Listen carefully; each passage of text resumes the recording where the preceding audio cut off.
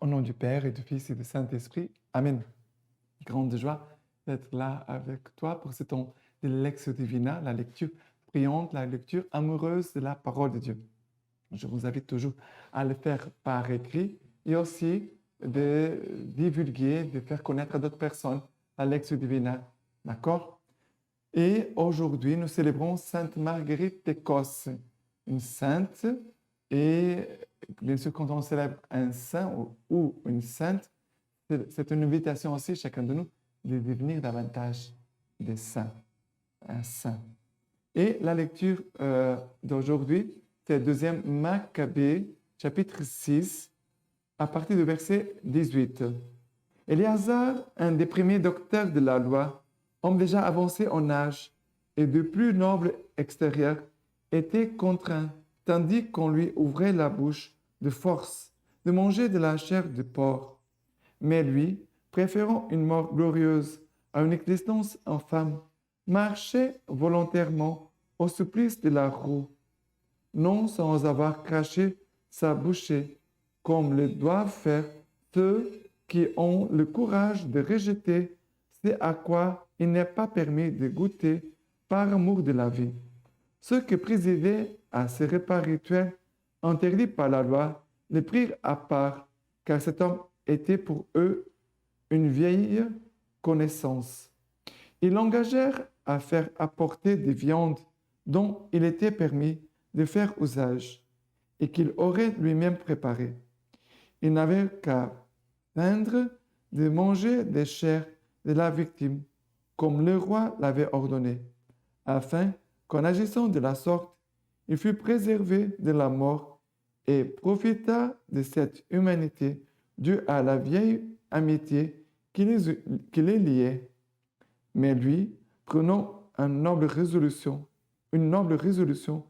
digne de son âge, de l'autorité de sa vieillesse et de ses vénérables cheveux blanchis, dans leur labeur, digne d'une conduite parfaite, depuis l'enfance et surtout de la sainte législation établie par Dieu même, et fit une réponse en conséquence, disant qu'on l'envoya sans tarder au séjour des morts. À notre âge, ajouta-t-il, il ne convient pas de feindre, de peur que nombre de jeunes, persuadés que les hasards auraient embrassé à 90 ans les mœurs des étrangers, ne s'égarent eux aussi à cause de moi et de ma dissimulation, et cela pour un tout petit reste de vie. J'attirerai ainsi sur ma vieillesse souillure et déshonneur, et quand j'échapperai pour le présent au châtiment des hommes, je n'éviterai pas, vivant ou mort, les mains du Tout-Puissant.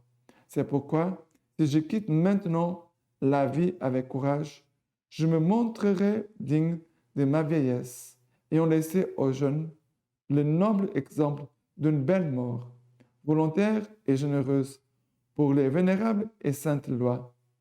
Ayant ainsi parlé, il alla tout droit au supplice de la roue. Mais ceux qui les conduisaient changèrent en malveillance la bienveillance qu'ils avaient eue pour lui un peu auparavant, à cause du discours qu'il venait de tenir et qui, à leur point de vue, était de la folie.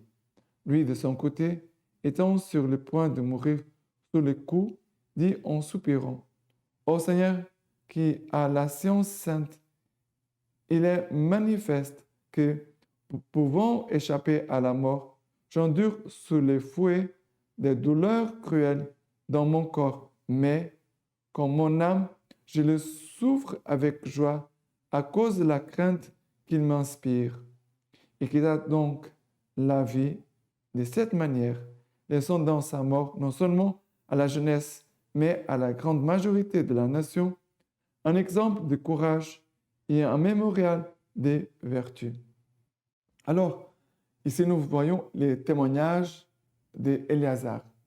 Éléazar va être martyrisé, un homme qui avait 90 ans, et les gens qui essayent de le corrompre pour dire bah, tu dois manger, sinon on va te tuer. Mais si tu fais, alors tu peux préparer des viandes que c'est permis à vous les Juifs de manger, parce que la viande de corps, c'était interdit pour les Juifs. Alors tu vas manger d'autres viandes préparées par toi, tu le mangeras. Comme ça, tu vas avoir ta vie sauve, tu vas sauver ta vie, et, euh, et comme ça, voilà, tu, tu fais, tu fais notre jeu, et on te laisse après tranquille. Léazard effectue une lecture en disant, mais comment je pourrais faire telle chose?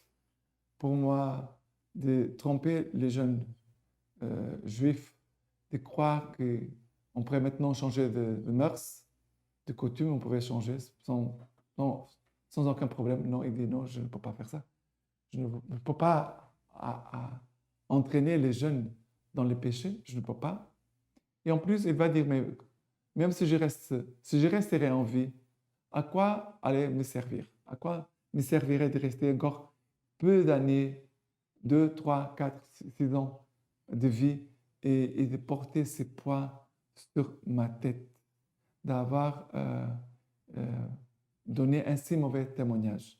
Cela nous fait penser aux personnes âgées, les anciens, qui doivent honorer leurs cheveux blancs, bien honorer aussi la foi, mais aussi aux jeunes qui parfois se laissent attirer, entraîner par de mauvais exemples.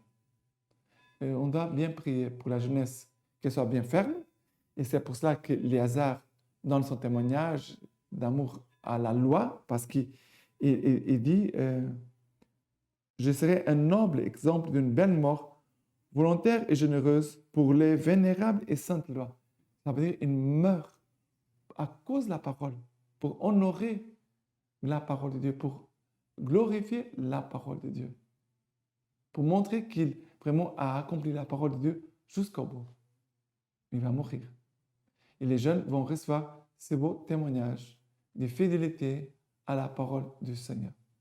C'est très, très important, ces témoignages ici de Éléazar, ce vieillard qui a donné sa vie pour la parole du Seigneur, pour les paroles de la loi. D'accord? Maintenant, les psaumes d'aujourd'hui, c'est le psaume 3. Psaume 3, à partir du verset 2. Ô Seigneur, Seigneur, qui sont nombreux mes oppresseurs, nombreux ceux qui se dressent contre moi, nombreux ceux qui disent de moi, point de salut pour lui en son Dieu. Mais toi, Seigneur, bouclier, tu es mon bouclier, ma gloire. Tu me redresses la tête. À pleine voix, je crie vers le Seigneur. Il me répond de sa montagne sainte. Et moi, je me couche et m'endors. Je m'éveille. Le Seigneur est mon soutien. Je ne crains pas ces gens par milliers qui forment un cercle contre moi. Et ici, ces psaumes chantent la situation de persécution. Ils sont nombreux, mes oppresseurs. Nombreux ceux qui se dressent contre moi. Nombreux ceux qui disent de moi, point de salut pour lui en son Dieu. Il y a beaucoup de personnes qui sont en train d'attirer vers le bas, vers le découragement, vers le manque de foi, qui entraîne, on peut dire, pour régner la foi. Et on doit faire très attention aux personnes, ambiances, conversations qui nous communiquent la perte de la foi, de relâcher, d'abandonner la foi, d'oublier Dieu, d'oublier la foi. On doit faire très attention parce qu'aujourd'hui, dans notre monde, soit l'Église et la foi est très attaquée directement, soit on essaie d'endormir les chrétiens. Et comme ça, on les endort, ils commencent à entrer dans les péchés, ils vont être permissifs au péché. Et voilà, je ne sais pas aller à la messe dimanche, mais ce n'est pas grave, c'est qu'une seule fois. Après, je n'ai pas prié cette semaine, mais bon, ce n'est pas grave, c'est seulement cette semaine. J'ai fait de mauvaises choses, bon, je l'ai fait seulement une fois. Et comme ça, la personne commence à abandonner, Dieu petit à petit abandonner la foi. C'est très grave, très grave. D'accord? D'accord? Et maintenant, l'évangile d'aujourd'hui, c'est Luc chapitre 19, à partir du verset 1. Entré dans Jéricho, il traversait la ville. Et voici un homme appelé du nom de Zachée. C'était un chef des publicains qui était riche. Et il cherchait à voir qui était Jésus, mais il ne le pouvait à cause de la foule, car il était petit de taille.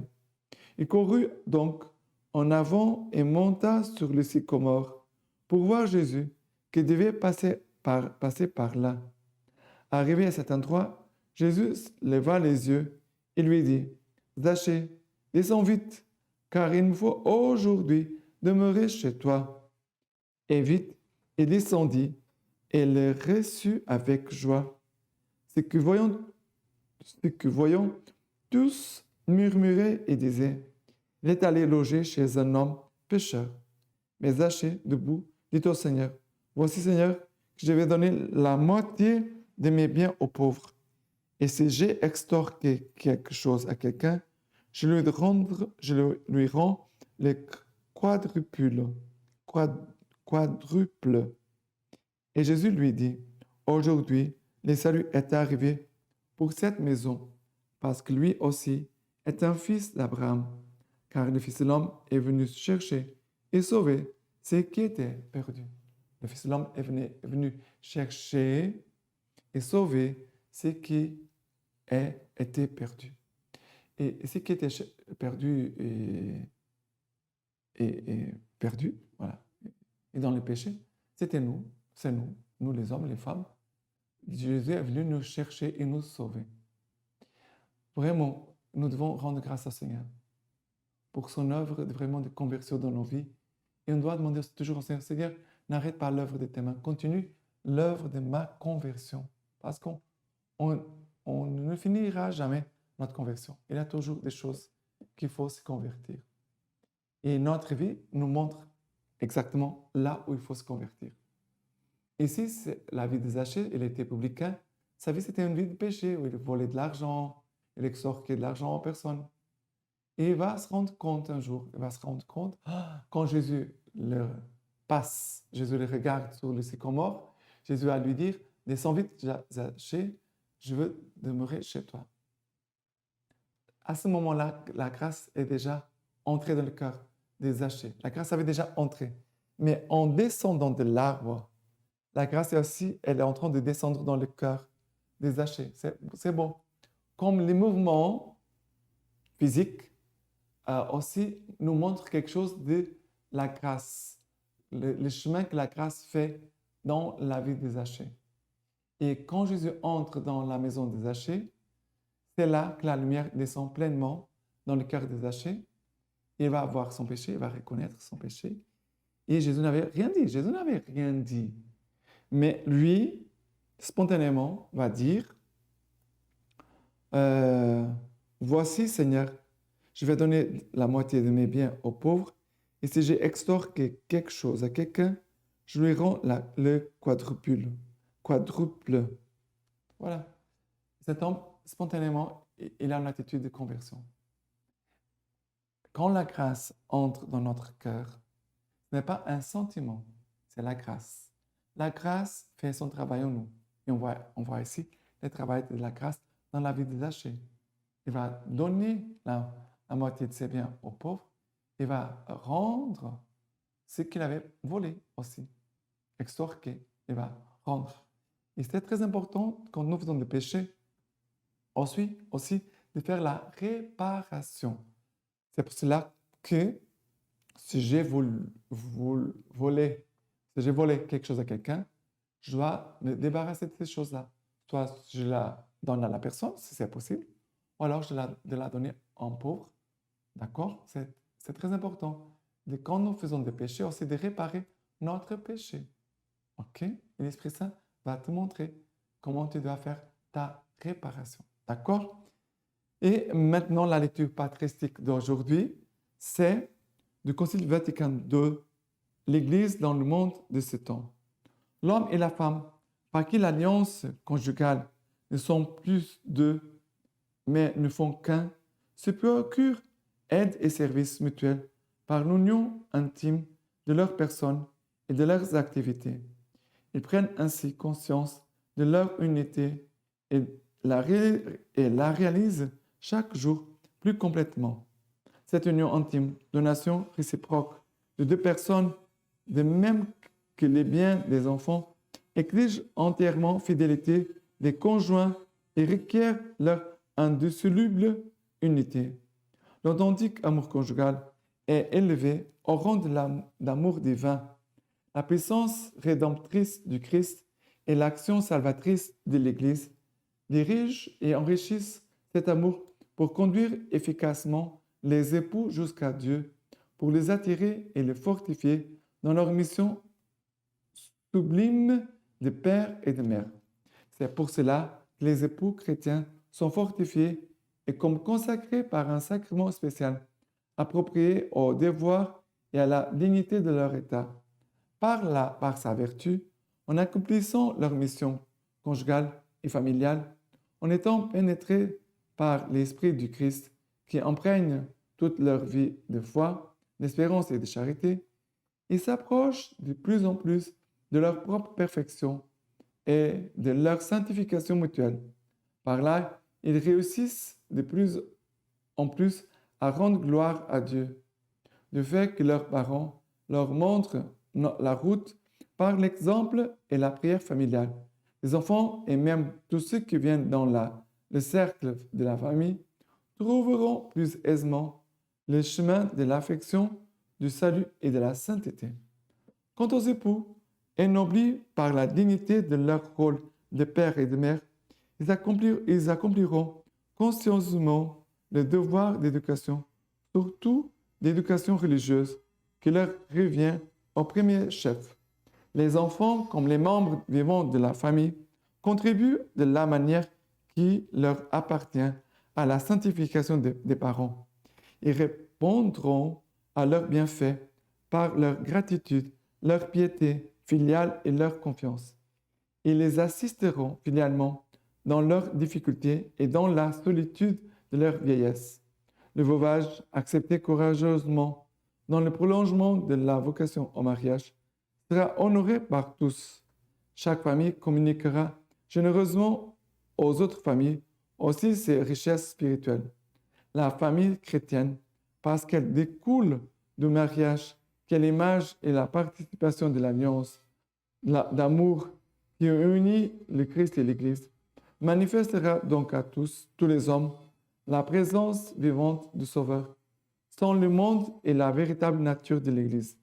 Elle le fera par l'amour des époux, de leur fécondité généreuse, leur unité et leur fidélité, l'accord harmonieux de tous ses membres. Voilà, l'accord harmonieux de tous ses membres. Maintenant, je vous laisse la bénédiction par les mains toutes pures de la Vierge Marie. Les Dieu Tout-Puissant vous bénisse et vous garde, le Père, le Fils et le Saint-Esprit. Amen.